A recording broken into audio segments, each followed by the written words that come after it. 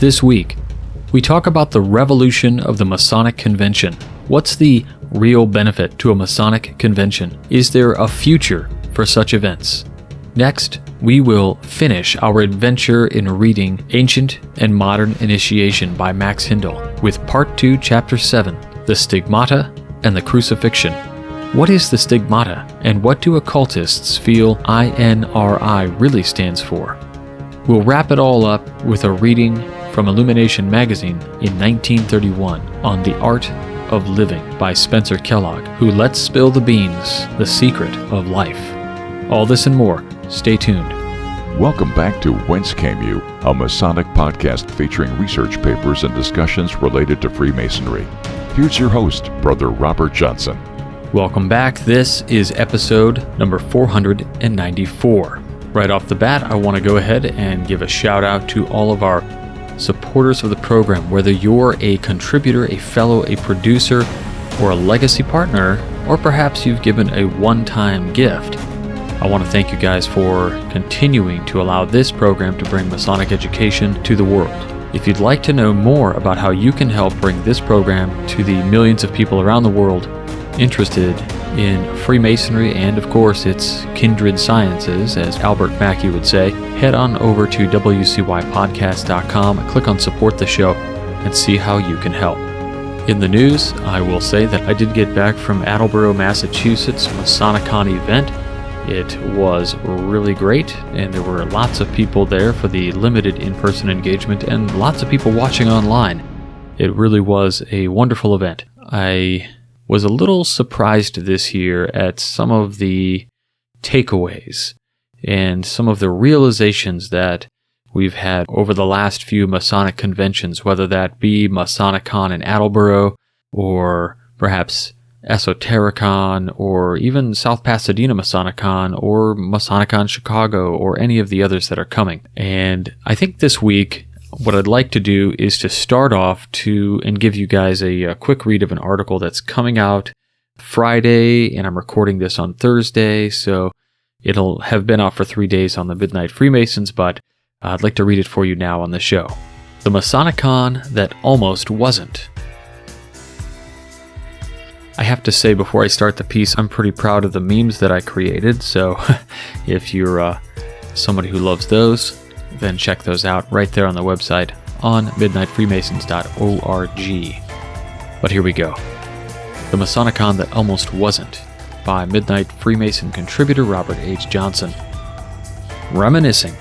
I've written about a bunch of Masonic conventions that I've been to, advocating, reviewing, and generally praising those few lodges out there with a dream of creating something more, something that seems impossible, something that embodies the best imagined things you ever had.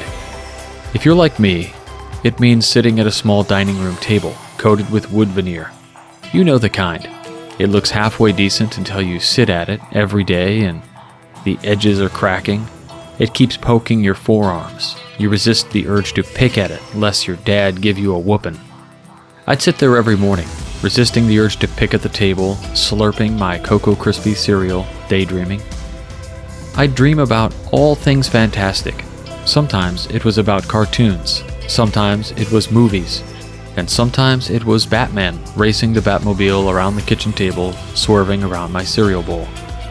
As we get older, our daydreams shift into things that we're actively involved in or want to be involved in. Getting that promotion, getting picked up to play AAA ball. Or maybe it's bringing a ton of brothers from around the country into one lodge with a full day of programming and dinner. That's just what Brian Simmons did a few years ago. He called some great speakers, got his entire lodge to help out, spread the word, and charged $5 per head at the door. Hundreds of brothers from all around the country showed up at Ezekiel Bates's doors. And then he did it again, and again, and not again. Yep, another COVID sob story. COVID struck with a vengeance. Our lodges around the world shut down. It was like watching Toys R Us go out of business every day. Your soul hurt. So Brian and Ezekiel Bates pushed out the conference in 2020. In the hopes that they would be better able to accommodate the hundreds that would normally attend. The money had been collected, spent, and people were waiting, stakeholders chomping at the bit to get a taste of this thing now in its 4th year.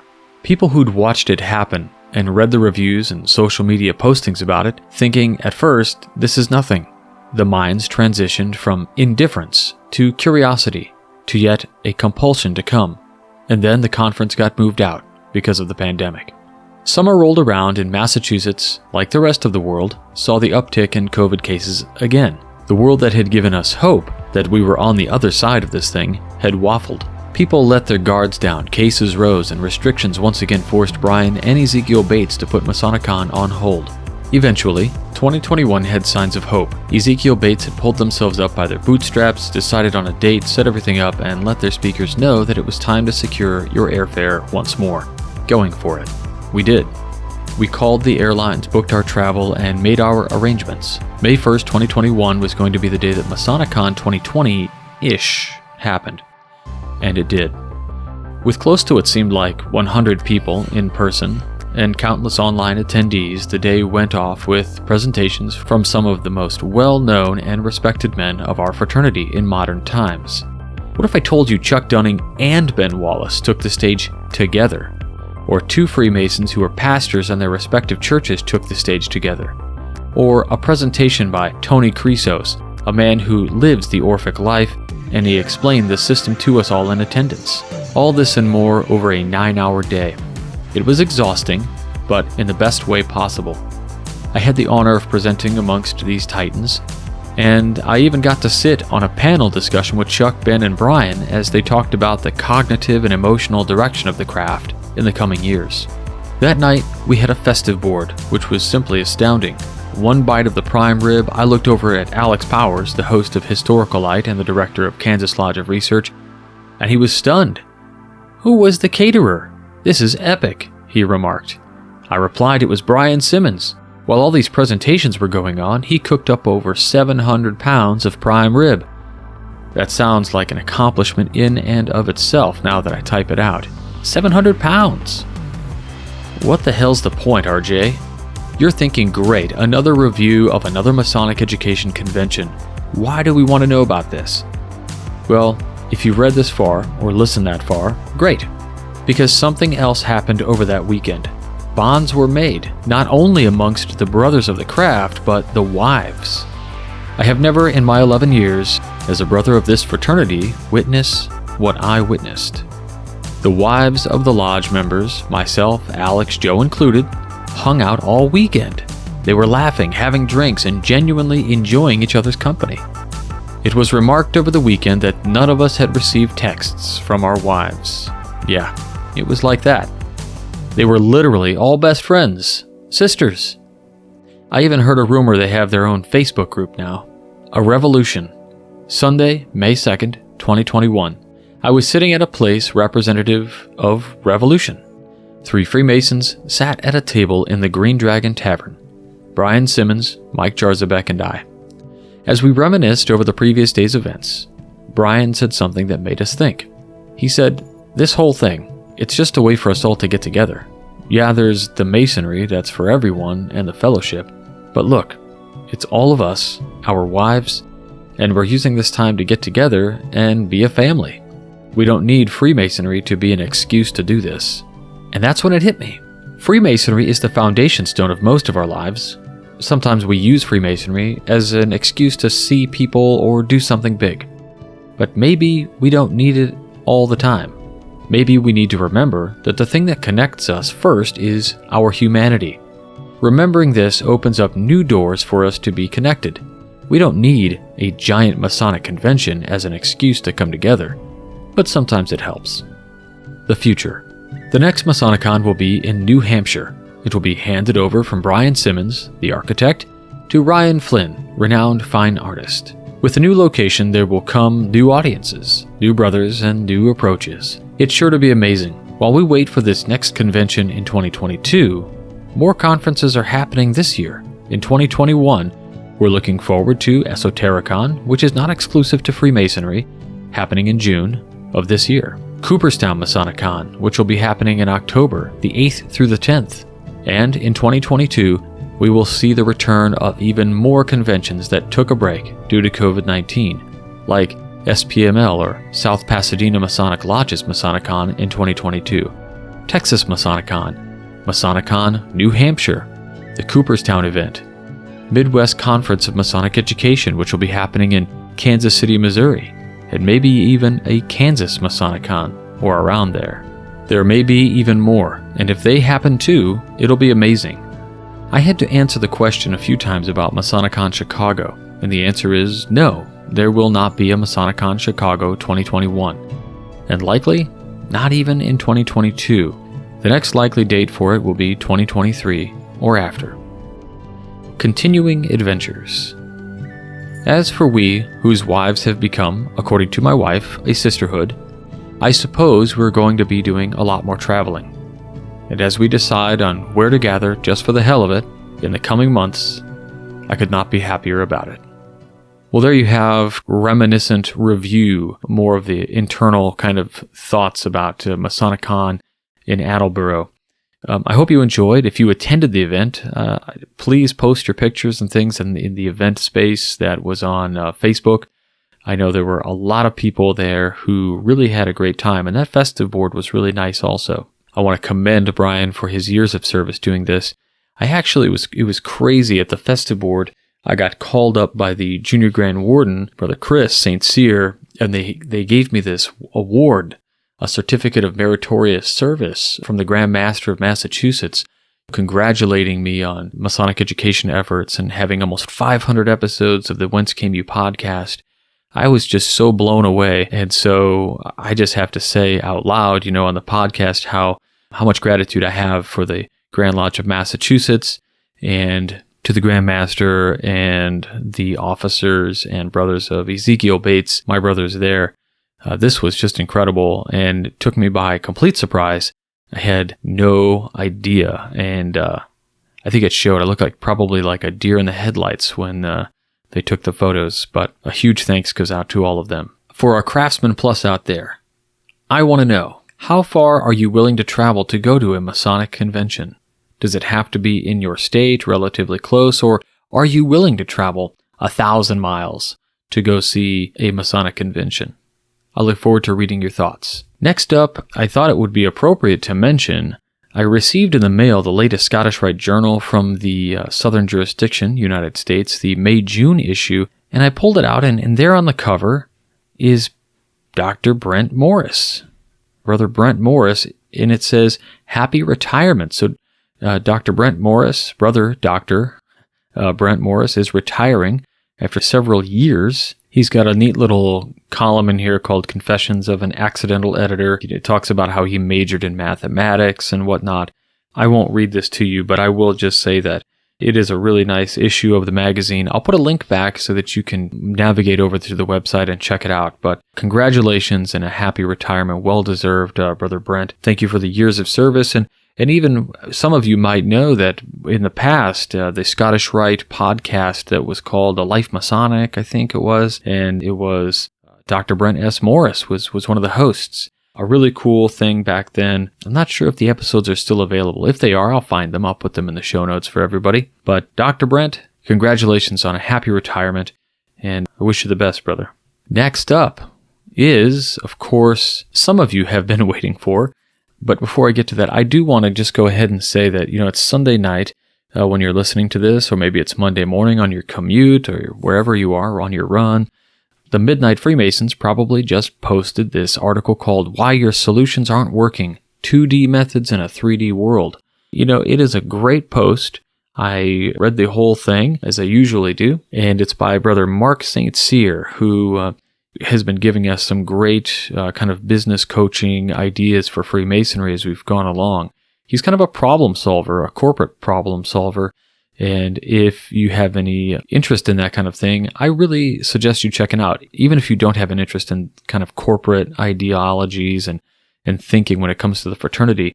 I think this is a really great, particularly great article because he talks about this 3D model, and the way he talks about it is really interesting, kind of the life cycle of the Freemason.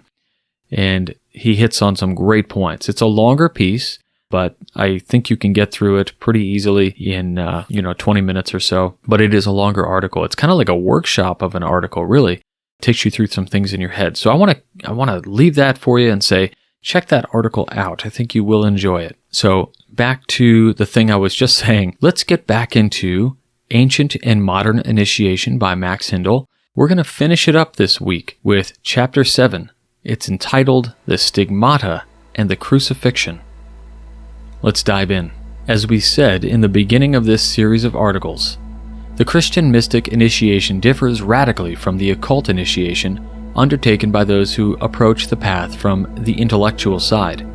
But all paths converge at Gethsemane, where the candidate for initiation is saturated with sorrow, which flowers into compassion, a yearning mother love which has only one all-absorbing desire, to pour itself out for the alleviation of the sorrow of the world, to save all that are weak and heavy laden, to comfort them and give them rest. At that point, the eyes of the Christian mystic are opened to a full realization of the world's woe and his mission as a savior, and the occultist also finds here the heart of love, which alone can give zest and zeal in the quest. By the union of the mind and the heart, both are ready for the next step, which involved the development of the stigmata, a necessary preparation for the mystic death and resurrection. The gospel narrative tells the story of the stigmata in the following words, the opening scene being the Garden of Gethsemane. Quote, Judas then, having received a band of men and officers from the chief priests and Pharisees, came thither with lanterns, torches, and weapons. Jesus therefore, knowing all things that should come upon him, went forth and said unto them, Whom seek ye? They answered him, Jesus of Nazareth. Jesus said unto them, I am he. Then the band and the captain of the officers of the Jewish took Jesus and bound him and led him away to Annas first. The high priest then asked of his disciples and of his doctrine. Jesus answered him, I spake only to the world. Why asketh thou me? Ask them which heard me what I have said unto them. Behold, they know what I have said. Now Annas had sent him bound unto Caiaphas, the high priest. Then they led Jesus from Caiaphas unto the hall of judgment. Pilate then went out unto them, and said, What accusation bring you against this man? They answered and said unto him, If he were not a malefactor, we would not have delivered him unto thee. Then Pilate entered into the judgment hall again, and called Jesus, and said unto him, Art thou King of the Jews? Jesus answered him, Sayest thou this thing of thyself, or did others tell it to thee of me? My kingdom is not of this world. If my kingdom were of this world, then would my servants fight, that I should not be delivered to you. But now is my kingdom not from hence. Pilate therefore said unto him, Art thou a king then? Jesus answered, Thou sayest that I am king. To this end was I born, and for this cause came I into the world, that I should bear witness unto the truth. Everyone that is of the truth heareth my voice. Pilate said unto him, What is truth? Then he went out again unto the Jews, and said unto them, I find in him no fault at all. But we have a custom that I should release unto you one at Passover. Will ye, therefore, that I release unto you the King of the Jews? Then cried they all, saying, Not this man, but Barabbas. Now Barabbas was a robber. Pilate therefore took Jesus and scourged him. And the soldiers plaited a crown of thorns, and put it on his head. And they put on him a purple robe, and said, Hail, King of the Jews! And they smote him with their hands.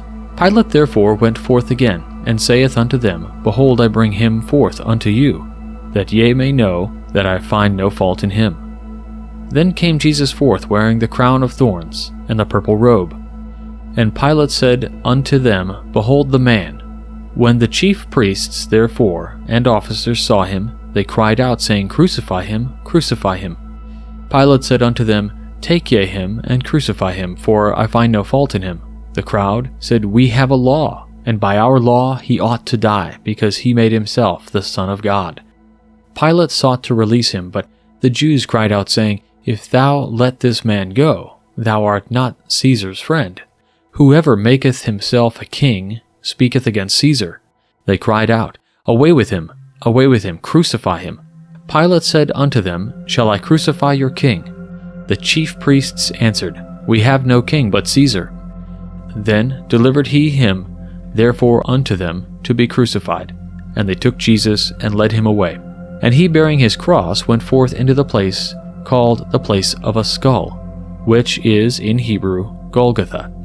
There they crucified him and two others with him, one on either side, and Jesus in the midst. And Pilate wrote a title and put it on the cross, and the writing was, Jesus of Nazareth, the King of the Jews. End quote. We have here the account of how the stigmata, or punctures, were produced in the hero of the Gospels.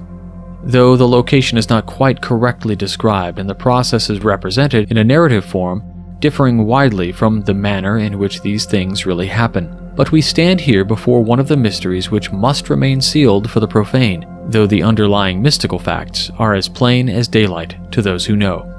The physical body is not by any means the real man, tangible, solid, and pulsating with life as we find it. It is really the most dead part of the human being, crystallized into a matrix of finer vehicles which are invisible to our ordinary physical sight. If we place a basin of water in a freezing temperature, the water soon congeals into ice, and when we examine this ice, we find that it is made up of innumerable little crystals having various geometrical forms and lines of demarcation. There are etheric lines of forces which were present in the water before it congealed. As the water was hardened and molded along these lines, so our physical bodies have congealed and solidified along the etheric lines or force of our invisible vital body, which is thus, in the ordinary course of life, inextricably bound to the physical body, waking or sleeping, until death brings dissolution of the tie. But as initiation involves the liberation of the real man from the body of sin and death, that he may soar into the subtler spheres at will, and return to the body at his pleasure, it is obvious that before that can be accomplished, before the object of initiation can be attained, the interlocking grip of the physical body and the etheric vehicle, which is so strong and rigid in ordinary humanity, must be dissolved, as they are most closely bound together in the palms of the hands and the arches of the feet and the head. The occult schools concentrate their efforts upon severing the connection at these points and produce the stigmata invisibly. The Christian mystic lacks knowledge of how to perform the act without producing an exterior manifestation. The stigmata develop in him spontaneously by constant contemplation of Christ and uneasing efforts to imitate him in all things. These exterior stigmata comprise not only the wounds in the hands and feet and that in the side, but also those impressed by the crown of thorns and by the scourging. The most remarkable example of stigmatization is that said to have occurred in 1224 to Francis of Assisi on the mountain of Alverno. Being absorbed in contemplation of the Passion, he saw a seraph approaching, blazing with fire and having between the wings the figure of the crucified. St. Francis became aware that in his hands, feet, and side he had received externally the marks of crucifixion. These marks continued during the 2 years until his death, and are claimed to have been seen by many eyewitnesses, including Pope Alexander IV.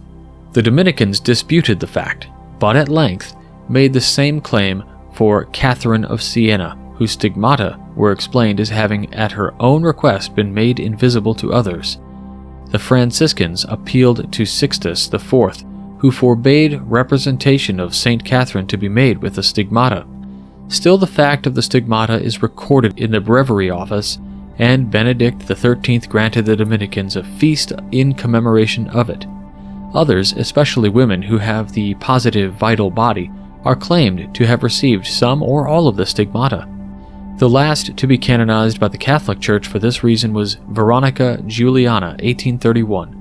More recent cases are those of Anna Catherine Emmerich, who became a nun at Agnetenburg, Lestatica Maria von Morel of Caldero, Louis Letou, whose stigmata were said to bleed every Friday, and Mrs. Gerling of the Newport Shaker community. But whatever the stigmata are, visible or invisible, the effect is the same. The spiritual currents generated in the vital body of such a person are so powerful that the body is scourged by them, as it were, particularly in the region of the head, where they produce a feeling akin to that of a crown of thorns. Thus, there finally dawns upon the person a full realization that the physical body is a cross which he is bearing, a prison and not the real man. This brings him to the next step in his initiation vis-a-vis the crucifixion, which is experienced by the development of the other centers in his hands and feet, where the vital body is thus being severed from the dense vehicle. We are told in the Gospel story that Pilate placed a sign reading Jesus Nazarenus Rex Judiorum on Jesus' cross, and this is translated in the Authorized Version to mean Jesus of Nazareth, the King of the Jews. But the initials INRI placed upon the cross represent the names of the four elements in Hebrew: I am, water; Nor, fire; Ruach, spirit or vital air; and Yab Shah, earth. This is the occult key to the mystery of the crucifixion, for it symbolizes in the first place the salt, sulfur, mercury, and azoth, which were used by the ancient alchemists to make the philosopher's stone, the universal solvent, the elixir vitae. The two I's, I am and Yab Shah, represent the saline lunar water, a fluidic state holding salt in solution, and B, the coagulated extract of this water, the salt of the earth. In other words, the finer fluidic vehicles of man and his dense body. N in Hebrew stands for fire, Nor, and the combustible elements, chief among which are sulfur and phosphorus, so necessary to oxidation, without which warm blood would be an impossibility. The ego, under this condition, could not function in the body, nor could thought find a material expression. R, Ruach, is the Hebrew equivalent for the spirit, Azoth, functioning in the mercurial mind. Thus, the four letters INRI placed over the cross of Christ according to the Gospel story represent composite man, the thinker, at the point in his spiritual development where he is getting ready for liberation from the cross of his dense vehicle. Proceeding further along the same line of elucidation, we may note that INRI is the symbol of the crucified candidate for the following additional reasons. I am is the Hebrew word signifying water, the fluidic lunar, moon element, which forms the principal part of the human body, about 87%. This word is also the symbol of the finer fluidic vehicles of desire and emotion. Nor, the Hebrew word signifying fire, is a symbolic representation of the heat-producing red blood laden with Marshall Mars iron, fire, and energy, which the occultist sees coursing as a gas through the veins and arteries of the human body, infusing it with energy and ambition, without which there could be neither material nor spiritual progress. It also represents the sulfur and phosphorus necessary for the material manifestation of thought, as already mentioned. Ruach, the Hebrew word for spirit or vital air, is an excellent symbol of the ego clothed in the mercurial mercury mind, which makes man and enables him to control and direct his bodily vehicle and activities in a rational manner. Yabsha is the Hebrew word for earth, representing the solid fleshy part which makes up the cruciform earthy body, crystallized within the finer vehicles at birth and severed from them in the ordinary course of things at death, or in the extraordinary event that we learn to die the mystic death and ascend to the glories of the higher spheres for a time. This stage of the Christian mystic spiritual development therefore involves a reversal of the creative form from its ordinary downward course where it is wasted in generation to satisfy the passions to an upward course through the tripartite spinal cord, whose three segments are ruled by the moon, Mars, and Mercury respectively, and where the rays of Neptune, then the lights of regenerative spinal spirit fire. This mounting upward sets the pituitary body and the pineal gland into vibration, opening up the spiritual sight and striking the frontal sinus. It starts the crown of thorns, throbbing with pain as the bond with the physical body is burned by the sacral, sacred spirit fire, which wakes the center from its age-long sleep to a throbbing, pulsating life, sweeping onward to the other centers in the five-pointed stigmatic star. They are also vitalized, and the whole vehicle becomes aglow with a golden glory. Then, with a final wrench, the great vortex of the desire body located in the liver is liberated, and the material energy contained in the vehicle propels upward the sidereal vehicle, so called because the stigmata in the head hands and feet are located in the same positions relative to one another as the points in the 5-pointed star, which ascends through the skull, Golgotha. While the crucified Christian utters his triumphant cry, "It has been accomplished," and soars into the subtler spheres to seek Jesus, whose life he has imitated with such success, and from whom he is thenceforth inseparable. Jesus is his teacher and his guide to the kingdom of Christ, where all shall be united in one body to learn and to practice the religion of the Father, to whom the kingdom will eventually revert, that he may be all in all. End of Ancient and Modern Initiation. Wow.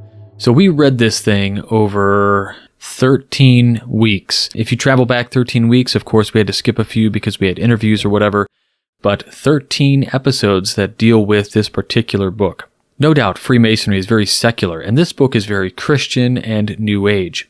I think regardless of your religious persuasion, the New Age lessons that are in the text speak to a lot of us.